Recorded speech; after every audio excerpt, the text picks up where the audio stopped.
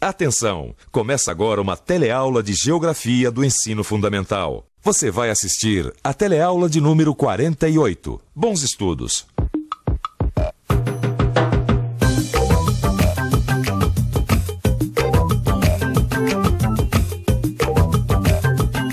Nas últimas teleaulas, você tem conhecido alguns países que, juntamente com outros, formam blocos econômicos que disputam o mercado mundial. É o caso, por exemplo, dos países da Europa, com a União Europeia, dos países do Pacífico, conhecidos como os tigres asiáticos, e também dos países da América do Norte com o NAFTA. Em todos esses casos, o que cria a unidade, a coesão desses blocos, além dos fatores geográficos, são os interesses políticos e econômicos. Hoje, você vai conhecer alguns países que têm também como elemento unificador uma poderosa religião. Na teleaula de hoje, você vai estudar o mundo islâmico, uma vasta região que se estende do norte da África ao Paquistão. Vai conhecer sua localização estratégica e a importância da sua produção de petróleo para a economia mundial.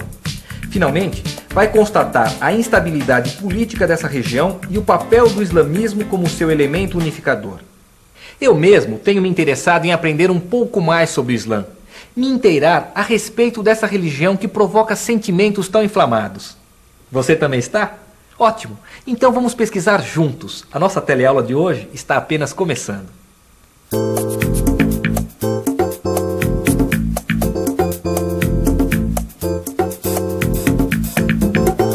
Você sabe o que é islamismo? Islamismo é uma religião. Islamismo deve ser uma religião, né? Olha, eu acho que é uma seita que eu ouço falar. Eles não creem assim em Deus, eu acho. Acho que seria um outro tipo de Deus. É uma seita religiosa, né? Lá dos árabes, né? Eu sei que faz parte de uma religião. Para um país com a grande maioria cristã, como é o caso do Brasil, o islamismo é uma religião que pode até causar uma certa estranheza. Mas, na verdade, o islamismo e o cristianismo têm um passado em comum. Ambos nasceram no Oriente Médio e têm origem no mesmo tronco, o Velho Testamento. Aliás, deste tronco também nasceu o judaísmo, que junto com o islamismo e o cristianismo são as três religiões monoteístas que se expandiram além das suas regiões de origem e transformaram profundamente o resto do mundo. Religiões monoteístas, o que será isso, hein? Olha, Pedrão, do que eu sei, as religiões monoteístas são aquelas que têm como base a crença na existência de um só Deus, ao contrário das politeístas, que acreditam na existência de vários deuses, entendeu? Oh, você tá por dentro do assunto. É, que minha família é muito religiosa. Ah, é? É. Ah, então me fala mais sobre o islamismo. Ih, agora você me pegou, hein, rapaz? Mas uma coisa que eu sei é que o islamismo também é uma religião monoteísta, assim como a cristã. Agora sabe que eu queria ficar um pouco mais por dentro desse assunto, né? E você, não? O Islã é uma palavra árabe que significa submissão, aqui entendida no sentido de submissão a Deus. O islamismo teve sua origem no século VII da nossa era, e seu profeta foi Maomé, que, segundo consta, recebeu a revelação divina e a transmitiu ao mundo num livro chamado Alcorão. Este livro possui para o muçulmano o mesmo sentido sagrado que a Bíblia tem para o cristão. O mundo islâmico compreende o norte da África, o Magrebe, o Vale do Nilo, o Oriente Próximo, o Oriente Médio e as penínsulas da Turquia e da Arábia. Esta grande área está situada no que é conhecida como a Diagonal Árida, uma região seca que se estende do Saara até a Ásia Central. Nesta região, a circulação das massas de ar e a posição das cadeias montanhosas junto ao litoral fazem com que as chuvas sejam reduzidas e o clima árido seja preponderante, pois as cadeias montanhosas barram a passagem da umidade. Portanto, é a existência da água que vai determinar a distribuição da população que procura se concentrar nas encostas das montanhas e nos vales dos rios, enquanto os planaltos interiores mais secos são vazios demográficos. Shiraz, Irã. Oi, Ivete, tudo certinho? A nossa viagem pelo Oriente está muito bonita. Você vai ver as fotografias. Tem cada monumento antigo aqui que até parece coisa das 1001 Noites. Mas é um calor danado e a religião é muito rígida. Imagina que outro dia eu saí de calça comprida na rua e parecia até que eu vinha de outro planeta, pelo jeito que as pessoas me olhavam. Abraços e até a volta. Ana, come mesmo o nome desse véu que as mulheres muçulmanas usam na cabeça? Chador. Ah, é mesmo. Eu vi muitas dessas mulheres na França. Ou elas eram turistas ou eram imigrantes, não é mesmo? Olha só, eu tenho aqui uma matéria que diz que a Europa abriga em 1995 mais de 10 milhões de imigrantes árabes e seus descendentes. E você sabia que a religião islâmica está crescendo no mundo inteiro? Por isso que eu acho que essa matéria deve focar na importância do fundamentalismo religioso. E qual é a situação econômica deles no mundo atual? E aqui está dizendo, Rosa, que toda essa região sempre foi alvo dos interesses econômicos das nações europeias. No século passado, eles forneciam matérias-primas para países como Alemanha, Inglaterra, França. Daí, quando terminou a Primeira Guerra Mundial, já nesse século, com o desmembramento do Império Otomano, surgiram vários países independentes, como a Turquia, que iniciou uma política de modernização. Alguns foram colocados sob a tutela britânica, como o Irã e o Iraque. Outros sob a tutela francesa, como a Síria e o Líbano. Essas fronteiras, traçadas segundo os interesses das potências europeias, irão ser as causas de futuros conflitos regionais. E depois da Segunda Guerra Mundial, essa parte do mundo se transforma em peça importante na estratégia do poder mundial e na tensão causada pela Guerra Fria. O Estado de Israel, criado em 1948, é o aliado dos Estados Unidos numa região onde o Iraque, a Argélia e o Egito estão sob a influência da União Soviética. Depois da Guerra Fria, essa competição ideológica dá lugar à defesa dos interesses econômicos das grandes potências. Quer dizer, é uma região que está sempre sendo cobiçada pelas potências. Também não podia ser diferente com todo aquele petróleo, com aqueles 400 milhões de consumidores. Sabe lá o que é isso? Os problemas são os conflitos, não para de ter guerra lá.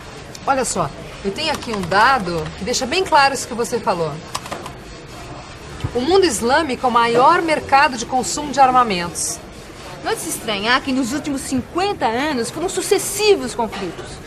As guerras entre o Estado de Israel e os Estados Árabes, a Guerra Civil Libanesa a partir de 1975, a Guerra Irã-Iraque entre 1980 e 1988, a Guerra Civil do Afeganistão a partir de 1979, a Guerra do Golfo em 1991, as invasões do Afeganistão, primeiro pelos soviéticos em 1979 e depois pelos norte-americanos em 2001.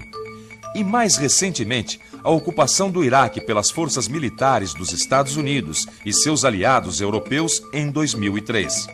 No mundo islâmico, assiste-se à expansão do movimento religioso denominado fundamentalista, que procura desestabilizar os governos existentes e substituí-los por regimes de orientação religiosa que seguiriam rigorosamente os princípios do Corão. Os grupos mais radicais se opõem, inclusive, ao reconhecimento da existência do Estado de Israel.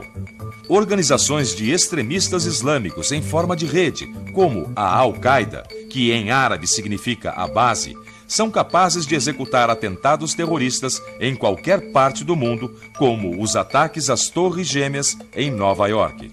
Você sabe, Maurício, que eu não entendi ainda o que é esse negócio de fundamentalismo? Olha, as religiões fundamentalistas são aquelas que seguem os seus livros sagrados rigorosamente ao pé da letra. No caso dos muçulmanos, por exemplo, é o Alcorão, ou Corão, né, como eles chamam. O muçulmano tem uma série de obrigações que eles não podem deixar de fazer de jeito nenhum, como, por exemplo, rezar 5 vezes por dia, de madrugada, ao meio-dia, no meio da tarde, ao pôr do sol e à noite. Onde quer que eles estejam, pode ser até em outro país ou na casa de uma outra pessoa, eles têm que rezar na hora determinada. E são muito rigorosos na observação dessas regras. E eles vivem do que por lá? Claro, tirando o petróleo. Bom, a industrialização ainda é insignificante, com exceção da Turquia e da Argélia, né? Agora, os outros países ainda dependem bastante da agricultura e da pecuária. Agricultura, com toda aquela região árida? Pois é. Mas eles aproveitam bem as faixas litorâneas, né? Que são mais úmidas, e também os vales dos rios. Eles plantam alguns cereais para consumo próprio, né? Como arroz, milho, trigo. E tem também os cultivos comerciais, né? Como algodão e frutas. Na verdade, eles estão até aumentando a produção com novas técnicas de irrigação, melhor qualidade de sementes, né? E projetos de distribuição de terras. Eles exportam a produção de frutas da região para a União Europeia. Mas, no geral, ainda importam alimentos. E a pecuária, hein, Maurício? Eles criam o que por lá? ovelhas e cabras. E é feita nas regiões secas, nos planaltos inferiores, né? É uma atividade antiquíssima que ainda usa os métodos tradicionais. Agora, a grande riqueza da região continua sendo o petróleo. Petróleo. Esta é uma palavra mágica dos tempos atuais. E sem ele, como fazer o mundo moderno andar? E sem dúvida, é a grande riqueza regional do mundo islâmico, o petróleo. O Golfo Pérsico é geologicamente uma região privilegiada em termos de petróleo, pois graças a uma depressão sedimentar em relação ao Planalto da Arábia e às montanhas da Turquia, ela acumula nada menos do que 65% das reservas mundiais de petróleo. Esse petróleo é exportado em bruto, por meio de oleodutos que cruzam o deserto até o Mediterrâneo, ou em superpetroleiros, que se abastecem nos terminais do Golfo Pérsico. Toda essa riqueza em forma de petróleo sempre foi explorada por grandes companhias petrolíferas dos países industrializados. Essas companhias pagavam o direito a essa exploração com parte dos lucros, os chamados royalties. Depois da Segunda Guerra, as empresas norte-americanas também começaram a participar dessa exploração, que aumentou rapidamente devido ao início da produção da Arábia Saudita. Com o tempo, os países da região começaram a tomar consciência da riqueza que possuíam em seu solo. A partir daí, passaram a exigir mudanças nos critérios de exploração. Foi o caso do Irã, que em 1951 nacionalizou a indústria de petróleo. Em 1960, 5 países produtores, a Arábia Saudita, o Iraque, o Irã, o Kuwait, países do Oriente, e a Venezuela da América do Sul, organizaram-se para fazer frente à redução do preço do petróleo e criaram a Organização dos Países Exportadores de Petróleo, a OPEP, com o objetivo de coordenar ações conjuntas nas questões relativas ao petróleo. Mais tarde, a adesão de novos parceiros fortaleceu ainda mais a OPEP. E a OPEP ficou tão forte que chegou a decretar um embargo no fornecimento do petróleo aos países ocidentais. Foi por causa de Israel, não foi? Foi. Na verdade, esse embargo do petróleo foi uma represália pela expansão territorial de Israel depois da Guerra de 73 contra a Síria e Egito. Tá aqui, ó, quer ver? Olha só, eles elevaram o preço do barril do petróleo de 5,11 dólares para 11,65 dólares na época. E teve um novo aumento em 1979. Foi a famosa crise do petróleo da década de 70. Exatamente. Os países que mais sofreram foram os países que não tinham petróleo, como os países europeus, que tiveram que se adaptar às novas condições. A partir daí, o preço do petróleo vem caindo e quem tem lucrado com os negócios do petróleo são as empresas multinacionais. Bom, Rosa, acho que a gente já tem bastante material. Agora é preciso organizar. Bom trabalho. Tel Aviv, Israel. Oi, Ana. Estou adorando a experiência aqui no Kibbutz. É uma vivência comunitária que acaba enriquecendo a gente. Aqui a gente fica longe da agitação urbana. Mas Israel é um dos países mais modernos da região, com muitas indústrias, algumas inclusive de alta tecnologia. Também é o único país não islâmico nesta parte do mundo. Já viu que isso é uma das causas dos conflitos da região. Por aqui, religião é caso sério. Você respira tensão no ar. É mesmo, hein? Mas que força que tem a religião naquela parte do mundo, rapaz. Eu também não conhecia muito bem o poder do fundamentalismo islâmico. Olha, essa matéria me ensinou muito. Por isso que é bom a gente ficar ligado em tudo que acontece no mundo. Gente. É. Agora, bom também é a gente fazer uma boa revisão para ver se a gente guardou bem tanta informação. É isso aí. Não é verdade? E atenção, se liga aí, que é hora da revisão. Na teleaula de hoje, você conheceu melhor o que é o mundo islâmico, uma região de grande importância estratégica que se estende do norte da África até o Paquistão, e cuja unidade é dada pelo Alcorão, o livro sagrado do islamismo. Aprendeu que a grande riqueza regional é o petróleo, produto vital para a economia mundial, e que a ação conjunta dos países produtores pode alterar a produção e a comercialização deste produto, cujos lucros, entretanto, ainda são controlados pelas grandes empresas multinacionais. Viu por fim que o Estado de Israel é o único país não islâmico numa região em que a expansão do movimento fundamentalista islâmico vai aumentando a cada dia as tensões internas e a instabilidade política da região. Agora é com você. Aprofunde tudo o que aprendeu estudando o seu livro. E até a próxima.